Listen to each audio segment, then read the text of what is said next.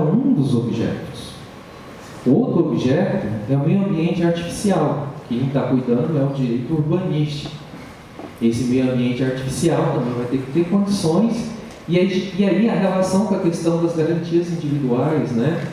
Que as cidades, ela tem que proporcionar um bem-estar às pessoas que moram na cidade, né?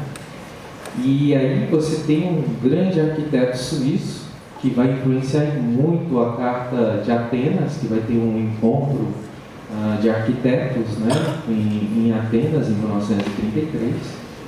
E em 1933, então, a primeira Carta de Atenas vai ser super influenciada por Le Corbusier. Le Corbusier, esse arquiteto francês, que foi o professor de Oscar Niemeyer e de Burle Marx, né? Você vê que a inspiração de Oscar Niemeyer, quando você pega, tem muita coisa de Le Corbusier, né? Le Corbusier, quando você vai para o banlieue em Paris, banlieue é periferia, né? Parece muito com Brasília, né? E vários outros lugares. E Le Corbusier, ele batia justamente em cima disso que eu acabei de falar. Uma cidade ela não pode se prender somente a questões estéticas, né? Ela tem que ter mais, ela tem que ter uma função. E essa função ela é social. E aí, desde a Carta de 88, nós temos a questão da função social da propriedade rural, no artigo 186. Nós vamos ter a função da propriedade urbana no 182, no 183. E lá também vai estar falando da função das cidades, que vai estar no Estatuto da Cidade, né? Que vai ser uma previsão, que é uma lei recente, e que vai dizer justamente o que foi determinado nesse encontro de Atenas, né? Na Carta de Atenas, com a influência de Le Corbusier. A cidade ela deve cumprir uma função de habitação, de circulação. A circulação aí, o transporte, né? E a gente vai ver que isso é extremamente deficitário num país subdesenvolvido, né? Todos esses problemas são problemas terríveis: habitação, circulação, o trabalho, é outra função, e o lazer, né? A recreação. E vai mostrar que isso é extremamente importante dentro do meio ambiente artificial, onde vivem os seres humanos, a maior parte, né? 75%, né, depois da década de 70, segundo os dados do IBGE, dos brasileiros moram em cidades, em centros urbanos. E daí que vai explodir a violência, se essas funções não são cumpridas. E ao contrário, se essas funções são cumpridas, nós vamos ter diminuição da violência, né? E aí, por exemplo, questão somente de uma iluminação no bairro, né, no ajuste no meio ambiente artificial, já é o suficiente para diminuir roubo, furtos, estupros,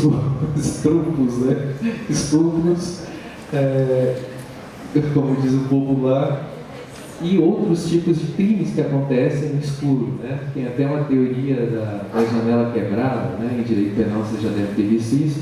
Quando o bem não está bem cuidado, fica mais fácil de ser violado, né? Ao passo que se você cuida bem daquilo, é mais difícil que os crimes sejam cometidos, principalmente contra o patrimônio. E outra função, então essas funções, se elas bem cumpridas, elas vão resgatar o indivíduo, vai trazer uma qualidade de vida, vai trazer uma inclusão social e vai diminuir a violência. Caso que demonstra isso, apesar da diferença do tamanho do país, da diferença cultural, a Colômbia, né, enfrentou a questão de Medellín, do narcotráfico e tudo, teve uma mudança considerável, porque foi um projeto até mesmo paranaense, tipo de um bondinho que ligava os morros, né, lá da Colômbia, onde o povo ficava isolado, e isso favorecia aumentar a criminalidade. E aí deu acesso a eles ao centro da cidade. Foram montados parques, bibliotecas, né? Mas não é simplesmente aquela ideia de brasileiro, por um parque e biblioteca, né? Mas se você não cria cultura de leitura, não vai ter utilidade nenhuma. Então você tem que ter aquela tia, né?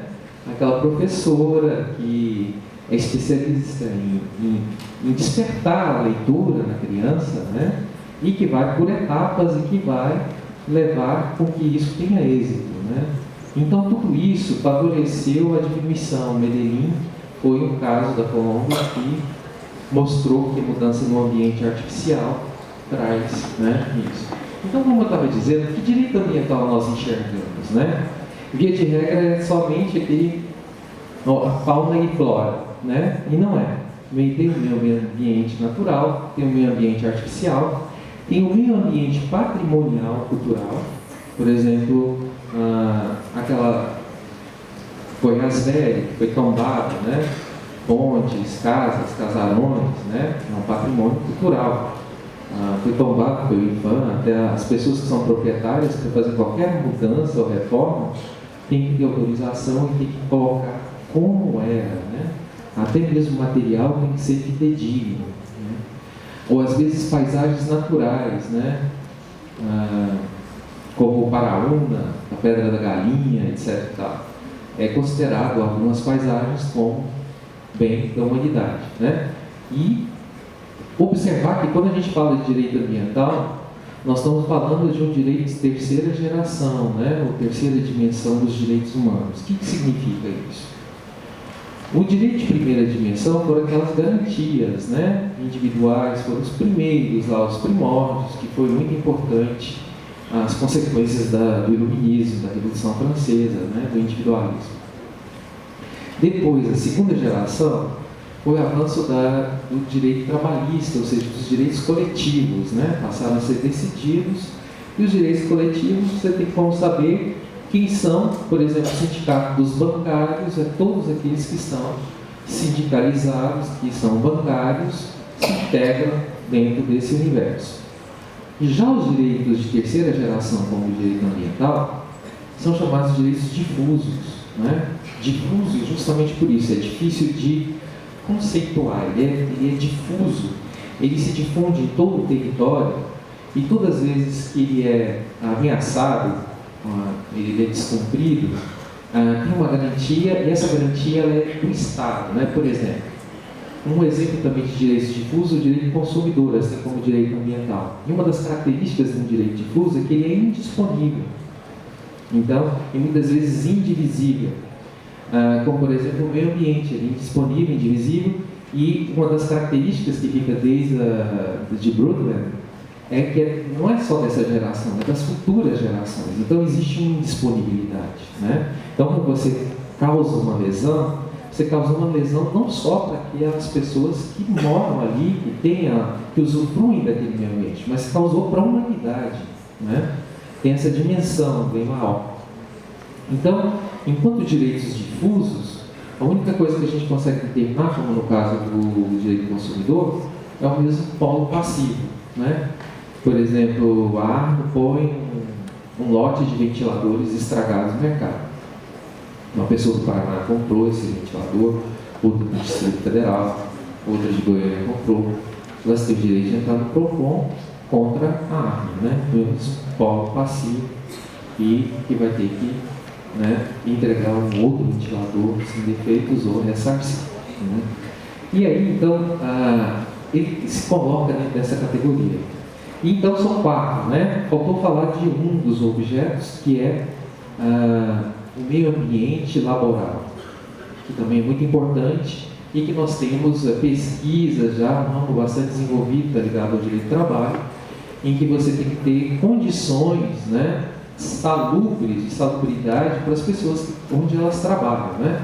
O galpão onde ela trabalha tem que ser iluminado, arejado, ela tem que evitar risco de mofos, né, de coisas que vão fazer mal à saúde, né? Ou seja, todas as vezes que a gente está estudando o meio ambiente, a gente vê que tem uma ligação estreita, né, com a questão do indivíduo, da vida, né? Ou seja, a preservação da saúde, que é o que está garantido lá no principal artigo que fala do direito ambiental na Constituição, que é o artigo 225.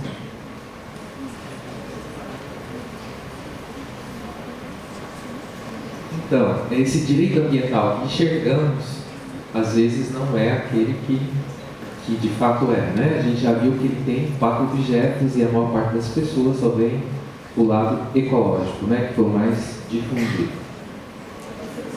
Que direito ambiental conseguimos enxergar? né?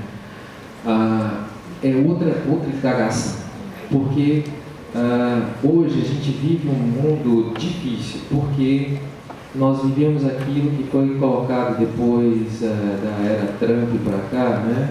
Como o mundo da pós-verdade. O mundo da pós-verdade é que as pessoas se orientam mais pelo emocional do que pelo fato real, né? E aí o quarto poder, e a imprensa, e às vezes nem a imprensa pode com isso, né? Porque hoje é uma questão, um efeito de redes sociais, né? Em que perde o controle e a verdade ela é manuseável, né? Ela vai de acordo com uma onda de emoção que é provocada e muitas vezes ela não condiz com o real. Esse é um problema sério. Por quê?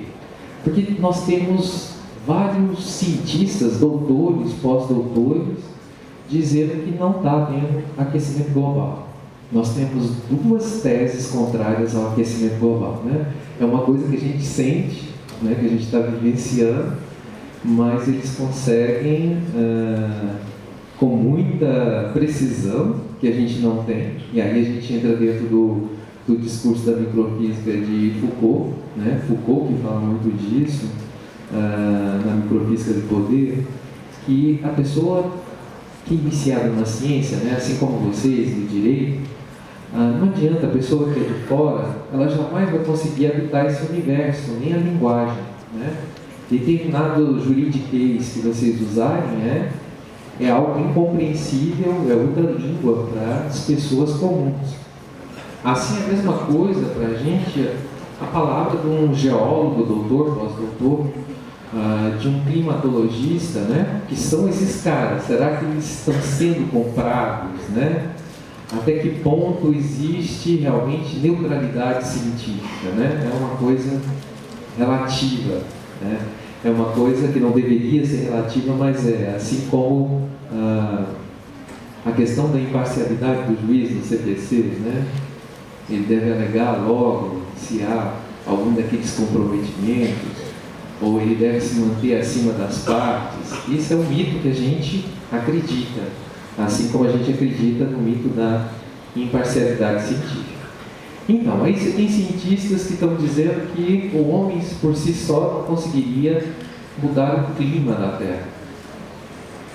E por mais emissão de gás carbônico na atmosfera, não seria possível a mudança climática. E aí nós vamos ter duas correntes. Uns teóricos que dizem que o Sol está morrendo, o Sol está explodindo, ele está passando por uma fase que um dia ele vai morrer de vez mesmo, vai ter uma explosão única. E isso vocês podem ter acompanhado, acho que ano passado, o tempo todo, o povo, e tanto é que eles estão mandando agora um satélite, um teleguiado lá, uma câmera para ver o Sol, uma coisa de milhões, né? Para ver de perto o Sol, para acompanhar o Sol. E então o Sol teve explosões esses últimos anos, e explosões grandes que eles chamam de coronárias, né? E eles ficavam de olho, porque uma coronária dessa, se atinge a Terra de cheio, né? Pode tirar inclusive a atmosfera da Terra, né? Porque a atmosfera serve para proteger, inclusive o campo magnético, e por isso que a gente tem o efeito aurora boreal. Porque quando essa tempestade magnética do Sol chega na Terra, a atmosfera dissipa para os polos, e por isso que nos polos é possível assistir o fenômeno da aurora boreal. E o fenômeno da aurora boreal era uma coisa realmente assim, um luxo, né? Era uma pérola, quem conseguia assistir, nossa, né? Fotografava e tal. Ano passado virou carne de sol, né? Coisa comum, todo mundo ia até no avião, fotografava a aurora boreal. E aí isso deixa pensar realmente, porque essas explosões do Sol teve um momento que eles estavam esperando até mesmo que fosse apagar tudo na Terra, né? Porque a última que teve no Canadá, que estava bem próximo ao Polo Norte, queimou, arrebentou com toda a fiação, toda a parte elétrica, acabou com todos os meios de comunicação, de transmissão, que tudo é eletromagnético, né? Então eles estavam esperando pior que o bug do milênio, né? O apagão do milênio. E claro, Muitos nem falavam disso. Isso é aquelas coisas bem científicas, da revista bem científica, bem guardada, ou se não está numa linguagem bem intrincada para o povão não entender, né? Porque senão uma história dessa gera pânico, né? É que nem a história do 11 de setembro, né? O povo com medo, falava que ia ter novo atentado, saiu correndo, comprou tudo quanto era água que tinha no mercado, tudo quanto era máscara de gás. O único remédio que tinha para aquele pozinho lá, Nitrax, o único antibiótico acabou nas farmácias, né?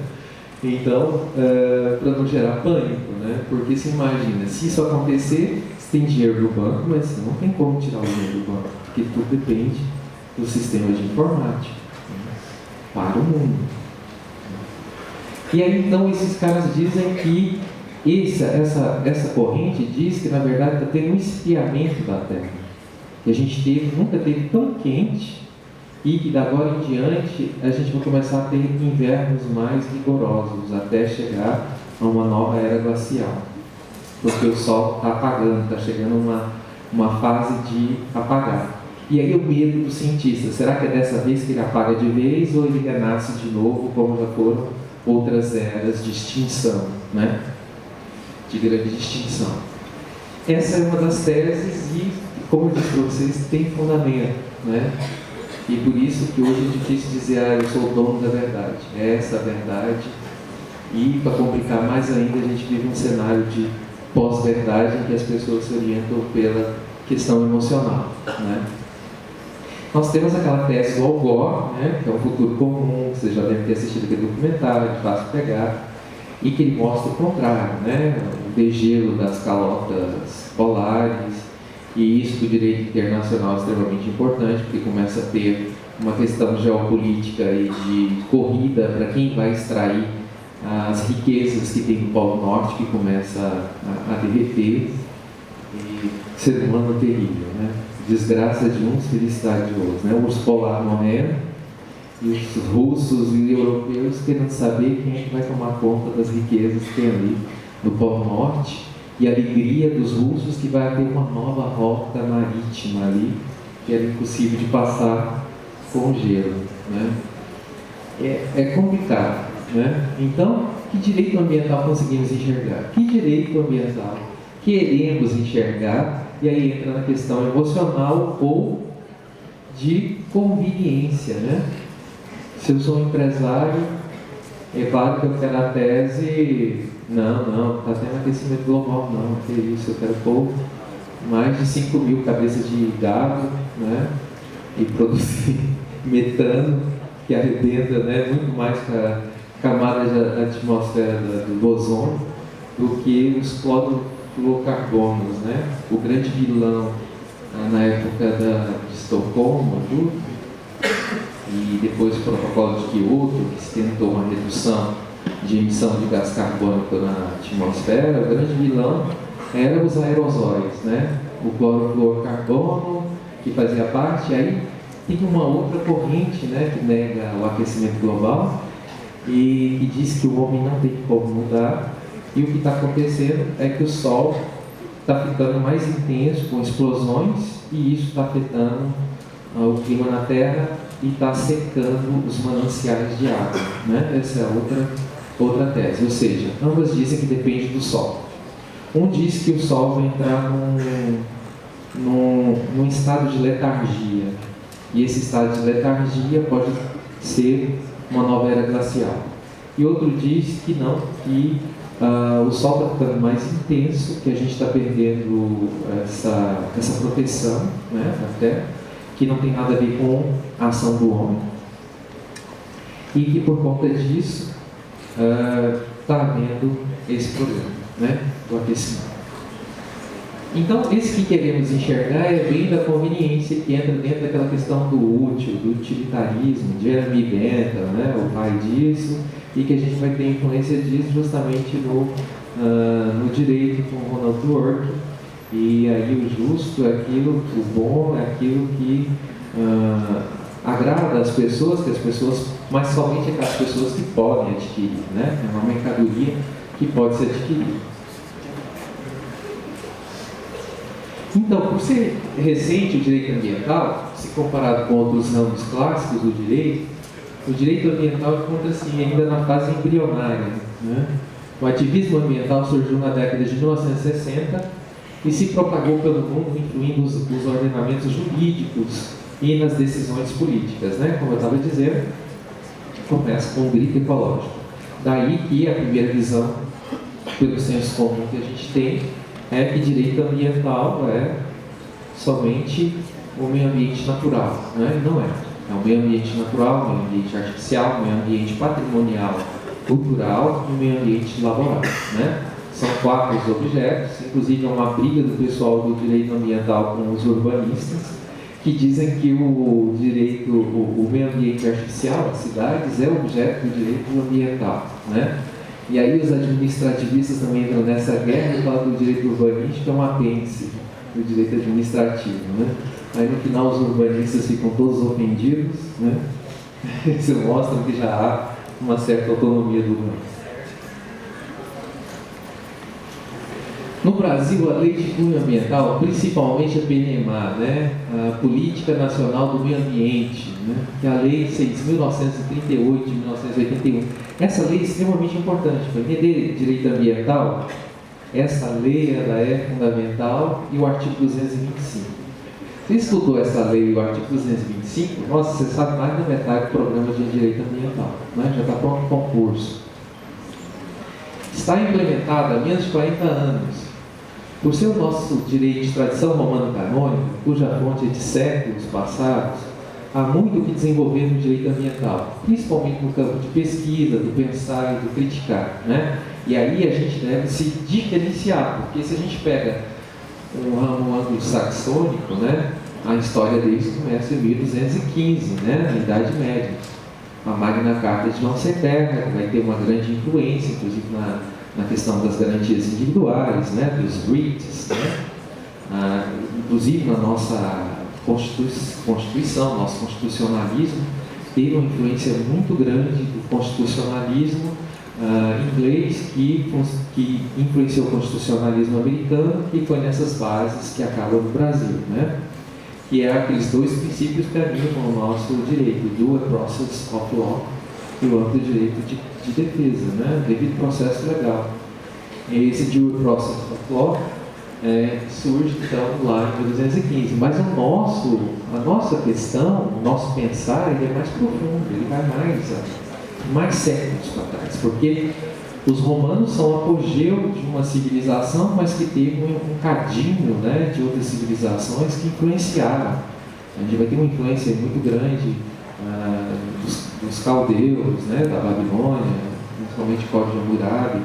Nós vamos ter uma influência muito grande, inclusive do hinduísmo. A gente estuda o Código de Mandu não é à toa, para comparar, porque quando Aristóteles vai para a Magna Grécia, né, no século V,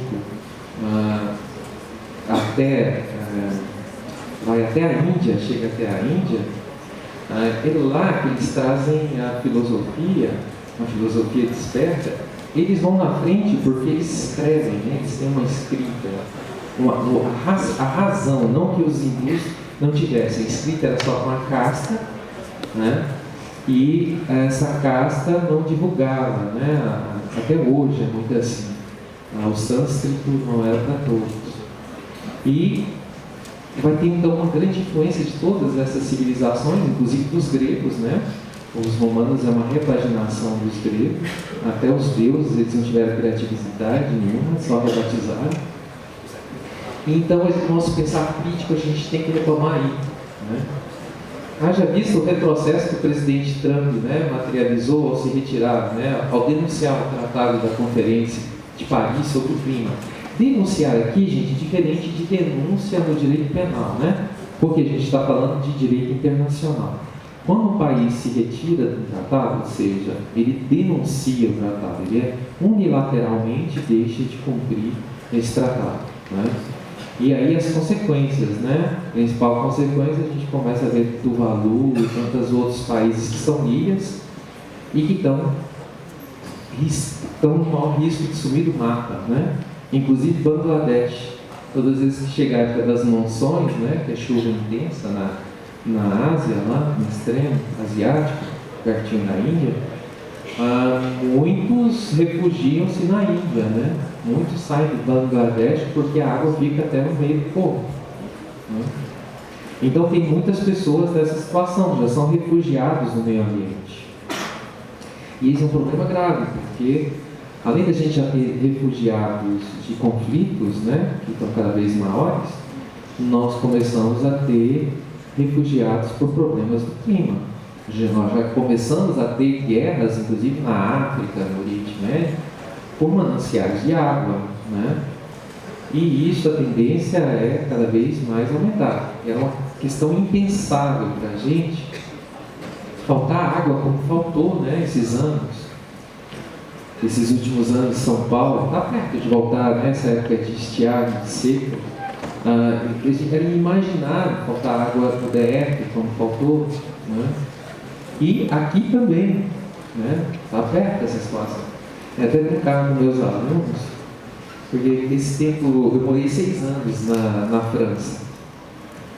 E quando eu cheguei lá, eu cheguei como um bom goiano, né? E principalmente quando chegava no verão, e verão é quente pra caramba, né?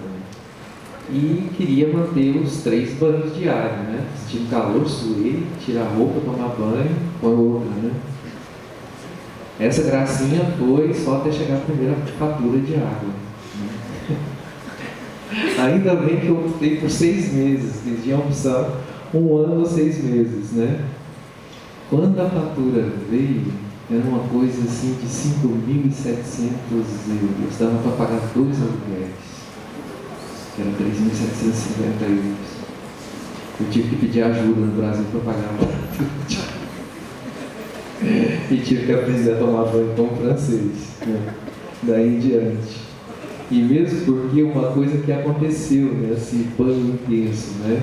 Como eu morava num local no sul da França, e a água toda vem de rios muito velhos que correm em situação assim de montanhas que são puro calcário.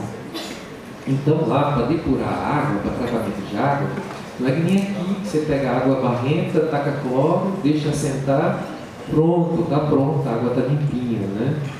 Não, lá eles têm que fazer um processo terrível para filtrar esse calcário, tirar o calcário da água. E é claro, não conseguem. Então, se você toma muito banho, de repente parece uma sarna, né?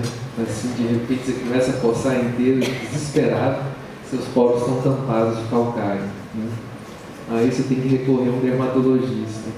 Aí chega lá, de onde é que o senhor é? Sou do Brasil. Ah, o senhor toma muitos banhos? Sim. Um creme para desentupir os poros, né?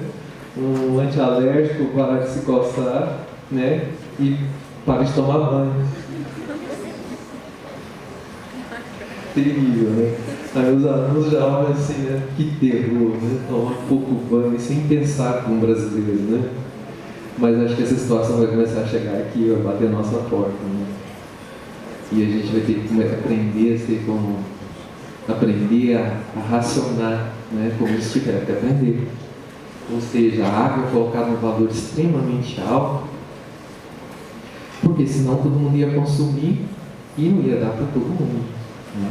Então as pessoas têm que ter mão na consciência. E para ter mão na consciência, ter consciência, a forma mais fácil é pelo bolso, né? Infelizmente. Pelo menos aqui está funcionando assim, eu espero que não, porque como educador, isso é uma frustração, e por isso que eu acredito que vocês, como agente multiplicador, vão mudar isso culturalmente no nosso país, vão mudar a partir dos seus filhos, a partir do seu entorno, né? Porque só assim a gente precisa mudar isso por educação, por hábito, né? Como por exemplo a questão de multas, né, no trânsito. Somente assim para poder respeitar o trânsito, para respeitar o outro. Então isso tudo é muito importante. E aí vejam só, domesticamente falando, no Brasil, os retrocessos nos casos do licenciamento ambiental, da demarcação de terras indígenas no Código Florestal. Esse assunto então está na pauta do dia, né? Todo noticiário está mostrando, nós estamos no banco dos réus que descumprimos os direitos humanos, todo e qualquer ambientalista está na mira, e os índios também, né? Com esse último governo aí, terrível, né? Não só os índios, né? Mas as comunidades tradicionais, quilombolas, né? Aqueles caboclos ribeirinhos ali que vivem já há muito tempo, muitas vezes remanescentes de quilombolas. A situação terrível para eles, né? Porque não há demarcação das terras e há uma invasão dessas terras para tirar os recursos, né?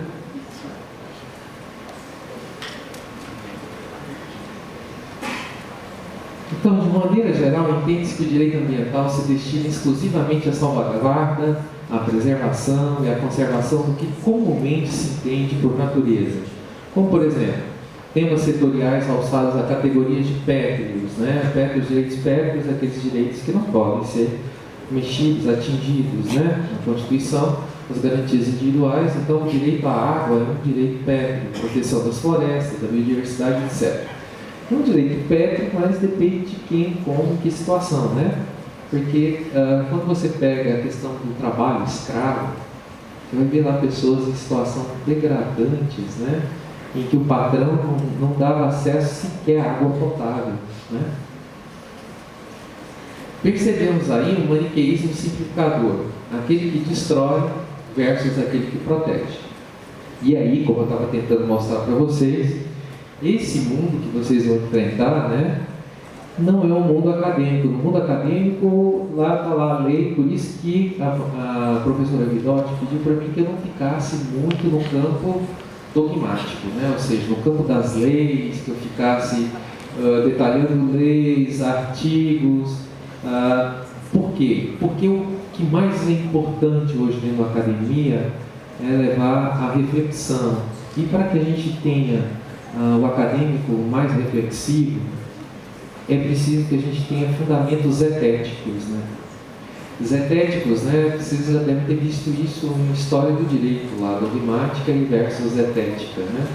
A dogmática, né, desde a Idade Média, lá, a Inquisição mesmo, era dogmática, né? É assim, pronto, ponto final, né? Heliocentrismo, né? Era o geocentrismo, e o maluco resolveu falar do heliocentrismo, você vai morrer na fogueira, né? Aí só Galileu Galilei teve coragem de dizer, não, eu estava doido, retiro o que eu disse, né? Ele não morreu. Mas Jordano Bruno morreu por essa verdade. E, então, o dogmático, né? É assim até que se prova o contrário, até que venha um fato novo, como na ciência, os postulados, até que aconteça algo que mude. Por exemplo, o paradigma da nossa ciência até hoje foi a menor partícula da matéria é o átomo, né? Isso desde os gregos. Os gregos que não tinham computador eletrônico para ver isso, né? Mas eles tinham fé, falavam, a menor partícula da matéria, o átomo, é isso que mantém a unidade, a coesão. E esse paradigma caiu, né? Da década de 90 para cá, com o acelerador de partículas na Suíça, foram fazer uma experiência, tentar reproduzir o Big Bang, né? A teoria do Big Bang, que o universo começou com explosão, e põe duas partículas para se chocarem na velocidade da luz, tendo um acelerador de partículas. E aí descobriram que existem partículas menores do que o átomo. Então, o mundo, né, fractal, o mundo dos quarks, né, os quarks, leptons e bósons, né? E aí, depois disso, deu outra guinada na ciência. Acharam que eles tinham achado as menores partículas, depois acharam partículas menores ainda que essas. Então, a gente saiu do mundo micro para o mundo nano, e do mundo nano nós já estamos no mundo Anderson, e o direito demora a chegar lá. Por que isso? Tem uma transformação muito grande na ciência, tem uma transformação muito grande nas técnicas que tem impacto no meio ambiente, que tem impacto na saúde humana, né? Por exemplo, transgênicos, né? A transgênese é quando você pega material genético de um ser, por exemplo, uma ameba, um vírus, e faz um cruzamento em engenharia genética, por exemplo, com os genes de um vegetal. E aí, o que você descobre? Aquela bactéria, ela solta uma toxina que repele um inseto. Então, não preciso gastar muito com inseticida. Eu vou colocar essa bactéria, só que as pessoas vão consumir um milho que é meio vegetal, meio bactéria. E muitas vezes sem seu consentimento, sem saber, né? Incrível, porque quando eu comecei a trabalhar biotecnologia, biodireito com meus alunos, tinha muitos que não sabiam o que era aquele triângulo amarelo com T preto na embalagem.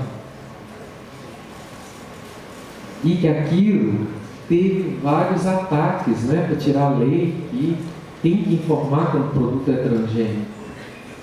E outro, tem recentes pesquisas mostrando alto índice de câncer por consumo de produtos transgênicos, né? Uma recente pesquisa. É claro que eles não querem divulgar. E aí, nós temos um problema muito grande, porque essa informação também é superficial.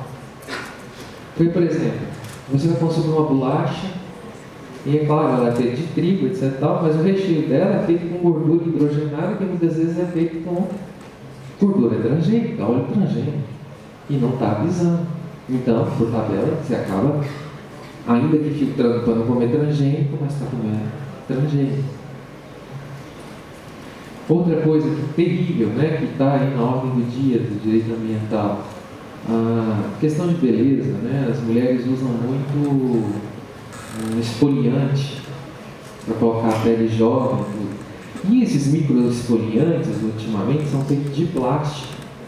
Antigamente todo mundo fazia isso com açúcar cristal, né? A gomagem. Agora não. Essas marcas chiques vêm com microplástico. Daí ela pega, toma banho, e isso vai para os rios, para os mananciais de água doce. E o peixe acaba ingerindo e vai acumulando, né, no seu aparelho digestivo e trazendo consequências terríveis. Então, falta muita consciência, né? Aí, ou seja, qual é o direito ambiental que a gente quer enxergar? Porque é muito lindo a gente protestar, a gente falar, isso é horrível, como é que faz isso e tal, mas a gente, na nossa prática diária, o que a gente faz para minimizar, né? Por exemplo, a maior parte dos prédios, eu observo, não tem triagem de lixo. Hoje é um dos grandes problemas que a gente vai ver justamente, tem uma nova lei sobre a questão do lixo, em que as empresas são obrigadas a tratar o seu próprio lixo. Por exemplo, as empresas que vendem baterias, né, elas são obrigadas a reciclarem, elas têm pontos de captação, de retornar. Só que isso não é informado ao brasileiro, né? Todo mundo deveria ter consciência de fazer com que eles ficassem com esse encargo, que não é justo passar esse encargo para o Estado. E o Estado também nem dá conta, porque o Estado, na verdade, tem verdadeiros lixões e não aterros sanitários. Eu tive a oportunidade de participar aqui de uma banca, né, aqui mesmo, na PUC, uma banca de mestrado, né, em Relações Internacionais e Desenvolvimento, e o autor era justamente nessa área ambiental, sobre Caldas Novas, bombástico. Eu nunca mais fui a Caldas Novas. A maior parte das pessoas não sabe isso, não pode ganhar o grande público, senão não vai ter ninguém banhando mais em Caldas Novas. Caldas Novas já cresceu demais a cidade e tem um lixão em céu aberto. Esse lixão, o chorume, mais do que isso, aquelas coisas nitrificadas, terríveis, podres, já atingiram o lençol freático do rio. Ou seja, quando você vai banhar em água de lixo. E por isso que a maior parte das pessoas voltam com conjuntivite, amidalite, otite, né? Todas as ites, né? Quase todo mundo volta com um problema de Caldas Novas, a não ser que você esteja com o seu sistema imunológico nos trinques, né? Seja bem novinho, esteja em dia, porque senão é certeza de uma dessas ites, né? E ele prova por A mais B, porque ele é delegado, ele teve como ter acesso, fotografou, mostrou, está tudo na dissertação de mestrado dele. E com certeza vocês devem ter acesso aqui na biblioteca. E aí, olha só, essa salvaguarda, a preservação, conservação, que comumente se entende na natureza, né, como por exemplo a água, a proteção das florestas e da biodiversidade. Percebemos, né, então esse maniqueísmo simplificador. Aquele que destrói é ruim, aquele que preserva é o bonzinho, e nem sempre, porque às vezes a pessoa acha que está preservando e está tendo uma atitude incoerente, incorreta em relação ao meio ambiente, como tem alguns exemplos aí. E ainda há o agravante da ideia majoritária de que as pautas ambientais são temas do futuro e não um problema de época, ou seja, um problema de hoje. Esse é um dos pontos que apontaram como a Conferência do Clima de Paris como um fiasco. Assim como foi o protocolo de Kyoto, né? Porque muitas das resoluções do que vai parar de emitir, de poluir, de fazer as ações, daqui a 20, 30 anos, né? Está estipulado. Daqui a 20, 30 anos, segundo as estimativas de cientistas, o nível dos oceanos já subiram insuportável, né? Um grau de temperatura que subiu por ano é muita coisa globalmente. As consequências, ninguém sabe, né? Pode ser as piores, pode não ter mais razão de ser, né? E aí foi uma boa justificativa o Trump ter saído, né, desse acordo, porque, por exemplo, os russos, o Putin, né, já pode falar assim, não, a culpa é dele, que saiu do acordo, né? Nós não vamos, então, fazer da nossa parte. Por quê? O que representa esse acordo? Representa diminuir a emissão de gás carbônico. Diminuir a emissão de gás carbônico significa diminuir o crescimento, diminuir a produção, diminuir o desenvolvimento. Então, diminuir as indústrias, a emissão do gás. E quem é que vai fazer isso primeiro, né? Se eu quiser, eu vou perder a corrida. Quem vai primeiro, né? E é isso que está em jogo.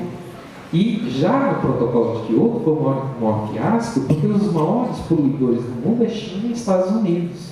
E foram os dois que não sentaram para assinar. O único que teve um bom senso e uma vontade foi o Obama, né? Mas o outro já desfez e foi promessa já de campanha, né? Mas se a gente for analisar a fundo, com promessas para 20, 30 anos, não era o que se precisava, né?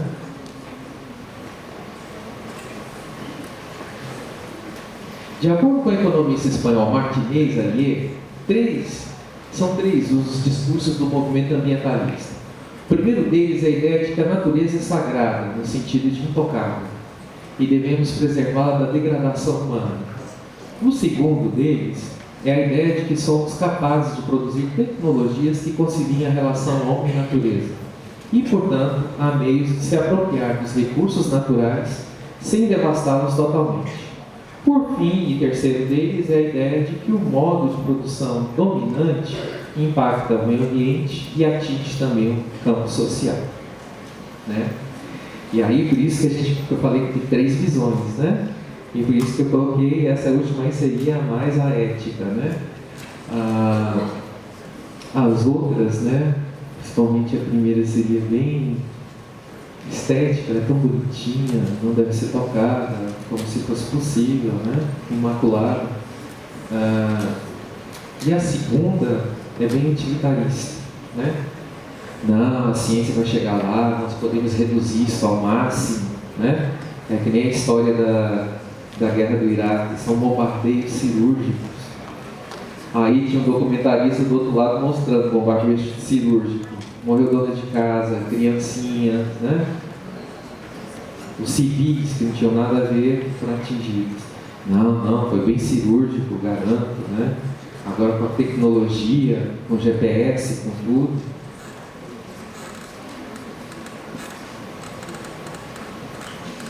Se olharmos para a complexidade do problema, teremos como pensar em termos econômicos, Numa primeira visão, que é o conservacionismo, desconsidera a natureza no ciclo de relações de produção. Ou seja, é um acoplamento entre a economia tradicional e o crescer sem limites dos mais antigos, né? Que até então, até a década de 70, não havia mal nenhum, a água era infindável, né? Os bens eram infinitos. Até o homem começar a perceber que esses bens eram escassos e que ele corria risco até mesmo da sua própria extinção, né? Numa segunda visão da ecoeficiência, né, que a gente acabou de ver, a economia e o mercado são capazes de corrigir os extremismos do desenvolvimento econômico. E aí eu pergunto, será que são mesmo, né? É acreditar, colocar a ciência no lugar de Deus, né? Total eficiência. Não consegue hoje, mas vai conseguir amanhã. Estamos desenvolvendo, aprimorando. Se você olhar para 20 anos atrás, né, assim, os caras de ciência falam, era tão mais precário, agora é possível fazer isso. Nessa visão de eficiência e racionalidade, intrinsecamente encontramos os conceitos de sustentabilidade e precificação do carbono e energias limpas. Precificação do carbono, né, que é uma coisa absurda. Você ter o crédito carbono, essa foi a coisa mais idiota inventada, né? Porque, na verdade, o dano é feito localmente. O clima é modificado, as condições são modificadas localmente. Não adianta você ter uma reserva, né, florestal do outro lado do mundo que te dá a garantia de você emitir gás carbônico suficiente para que aquela reserva florestal que você tem do outro lado do mundo vai garantir isso, né? Essa é a ideia da precificação do carbono, e que ela é absurda e que ela está dentro dos princípios que animam o direito ambiental, que é o princípio do poluidor-pagador, do princípio do usuário-pagador. E diz os ambientalistas, né, que não me convence muito, que o princípio do poluidor-pagador seria para inibir a ação do poluidor. Mas como quantificar, dar preço a esse ambiente que foi destruído, né? Ainda que o Ministério Público venha e mande que ele seja totalmente restaurado, né? Que coloque como era antes. Só se for Deus, né? Por quê? Porque o meio ambiente, gente, não é só o que a gente consegue enxergar. Existe um micro-universo, os micro-organismos que animam e que a gente começa a perceber que eles são cada vez mais importantes, né? A cadeia, ela não é só aquela que a gente enxerga, né? Existem pequenos fungos, existem pequenas plânctons, né? Que são extremamente importantes para a manutenção daquele ecossistema, daquelas vidas que estão ali. E que depois de destruído, você não vai reparar do mesmo jeito. E depois, o lucro que a empresa teve com aquele dano, o que ela vai pagar não é nada, né? É o caso aí que a gente vai ver de Mariana, né? Está ainda na memória, né? Na terceira visão, ambientalismo popular, encontramos a incapacidade dos sistemas produtivos atuais se manterem operantes sem causar degradação ambiental e desigualdade social. Esse é o mais real e é o que a gente deveria discutir eticamente, né?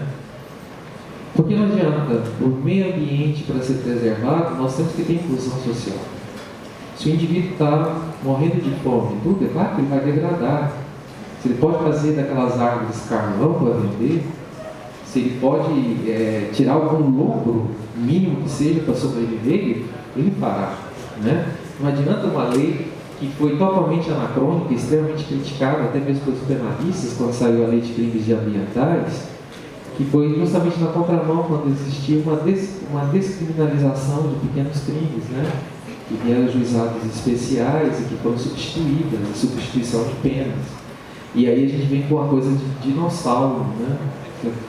Aí é uma coisa tão descabível, né? Que, por exemplo, se você matou um bicho preguiça e o guarda florestal te pegou, é mais fácil você matar o guarda, você vai pegar uma pena menor do que se você for preso por ter matado o bicho preguiça. Não é um dissenso, né? Total dissenso. Quer dizer, a vida do bicho preguiça vale mais do que de um ser humano, totalmente. É melhor usar um exemplo mais leve, tadinho, de preguiça, né? Pegou uma árvore rara lá, né?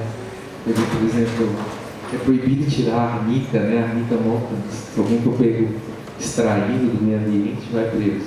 Então a pena vai ser maior. É melhor se investir no guarda.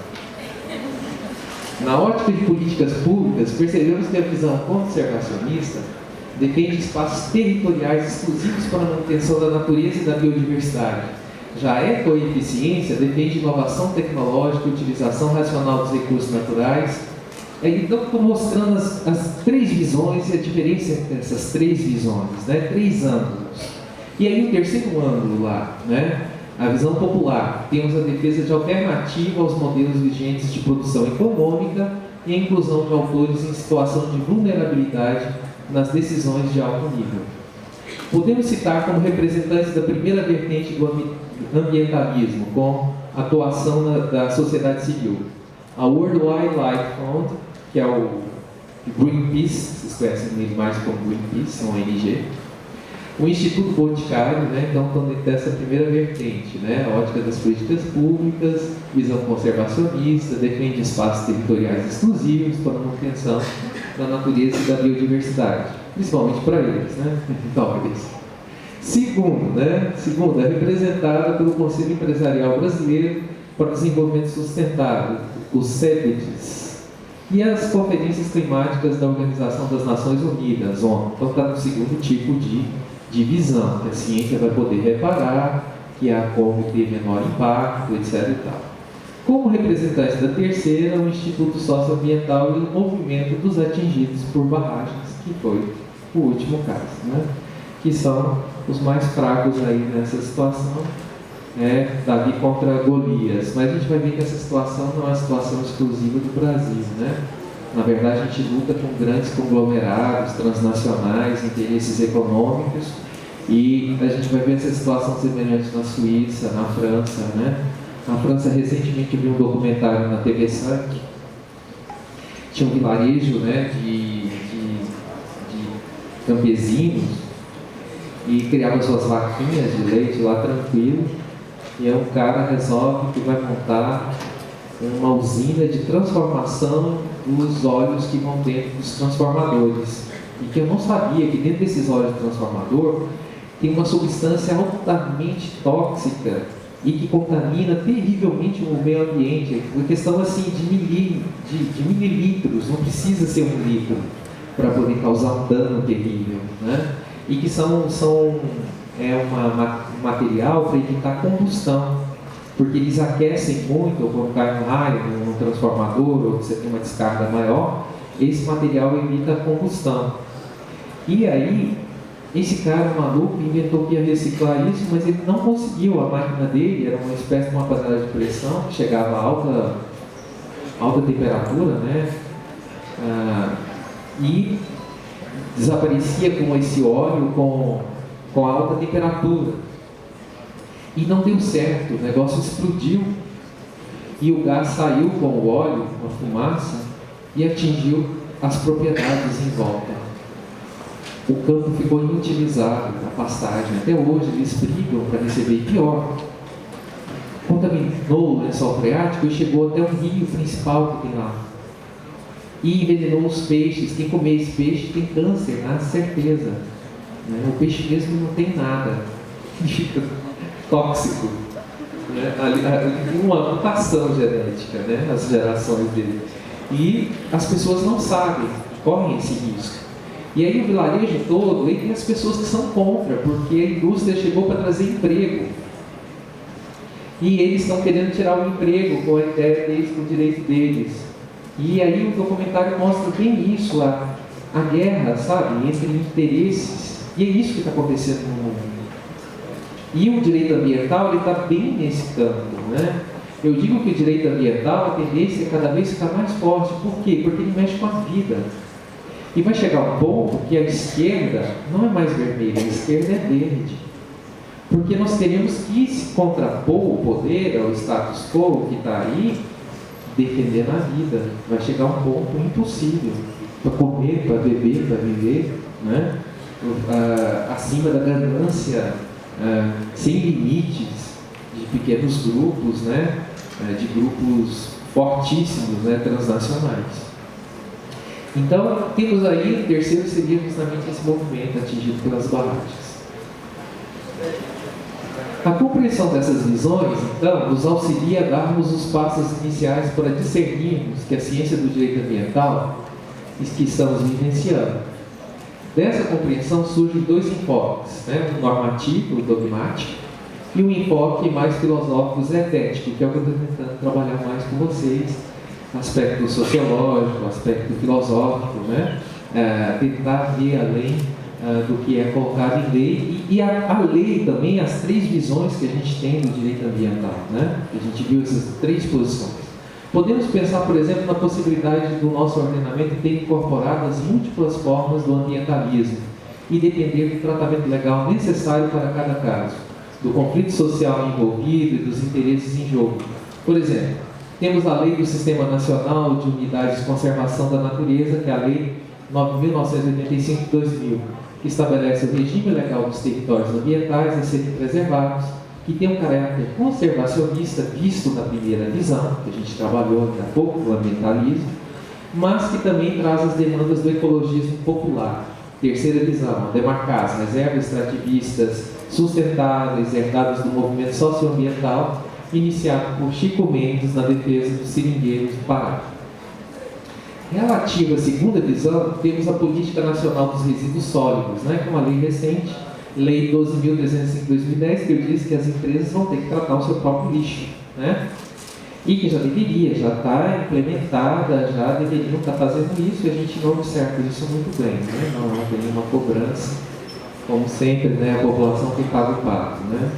Eles não pagaram INSS, mas agora a reforma da Previdência é certa, é o indivíduo que vai pagar, eles não, né?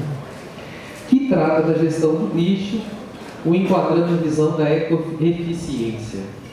Ou seja, né, se eu reciclar e tudo, vai ter durabilidade, é possível não ter impacto, os impactos são minimizados e o meio ambiente é preservado. É típico da segunda visão. Essas visões não são limitadas nem pelo tempo, nem pelos contextos históricos, aparecendo no espaço normativo brasileiro, ora aqui, ora ali. Então, por isso que eu queria dar essas pinceladas, que é algo que, quando vocês entrarem bem no direito ambiental, vocês já estão munidos dessas três visões que vocês vão poder perceber bem, né? Ter uma visão crítica. A hipótese de Mariana, né? Rompimento da barragem de rejeitos mineradora Samar, cujos donos são Vale, a anglo-australiana BHP, causou uma enxurrada de lama que inundou várias casas no distrito de Bento Rodrigues, em Mariana, na região central de Minas Gerais. Inicialmente, a mineradora havia afirmado que as duas barragens haviam rompido, de Fundão e Santarém. Aí o mapinha mostrando, né? Primeira barragem do Fundão desencadeou a catástrofe quando se rompeu na tarde de 5 de novembro de 2015. As cenas são fortes, horríveis, eu preferi não passar, né? Inicialmente acreditava-se que a barragem Santarém também havia se rompido, mas depois se constatou que a lama da barragem de Fundão havia encoberto. A lama devastou o subdistrito de Bento Rodrigues e Mariana, seguido pelos rios Gualaxo e Doce, afetando diversos municípios de Minas Gerais e Espírito Santo até atingir o Oceano Atlântico. E aí, pasmo, no Oceano Atlântico começaram a dizer que tem umas pessoas morrendo na Bahia, ali, justamente onde sai, derrama Minas Gerais, ali, Espírito Santo, e depois foi até a Bahia, né, essa poluição. Então, as pessoas que comeram peixe tiveram morte súbita, né? Vários casos assim na Bahia, abafado. Para mim, foi metais pesados que os peixes tinham ingerido aí dessa fruto da barragem. E falaram que não, que foi uma alga tóxica, não sei o que, abafado. Imagens,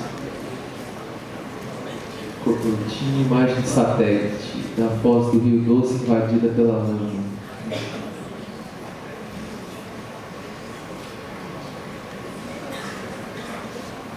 Isso demora décadas, né, para sumir, porque são metais pesados, e metais pesados no organismo humano têm uma consequência terrível, né? O chumbo pode levar ao retardo mental, né? Inclusive foi proibido colocar nas tintas, que antigamente nas tintas de parede ia chumbo, e criancinhas, né, bebês, às vezes pegavam, ficavam comendo, né, e desenvolvia essa doença que ataca o sistema nervoso central, que leva a retardo mental, né?